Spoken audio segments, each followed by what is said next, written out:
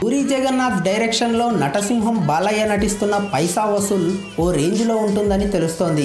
ఎక్కడా కాంప్రమైజ్ కాకుండా బాలయ్య బాబు స్టంట్లు, ఫైట్లు, డూపు లేకుండానే సొంతంగానే చేశారు. హీరోలకు మాస్ ఇమేజ్ని తెచ్చిపెట్టే పూరి జగన్నాథ్ ఇప్పటికే బాలకృష్ణకున్న మాస్ ఫాలోయింగ్ను మరింత పెంచుతారని సినిమా యూనిట్, ఆడియన్స్ ఆశగా ఉన్నారు. మరోవైపు ఏజ్తో సంబంధం లేకుండా కుర్ర హీరోలకే సవాల్ విసురుతున్నాడు బాలకృష్ణ. పోర్చుగల్లో తీసిన చేజింగ్ సన్నివేశాలు డూప్ లేకుండా చేసి తనలో సత్తా ఏమాత్రం తగ్గలేదని నిరూపించారు. ఇక అనూప్ రూబెన్స్ సమకూరుస్తున్న మ్యూజిక్ సినిమాకు మరింత అట్రాక్ట్గా నిలవనుంది.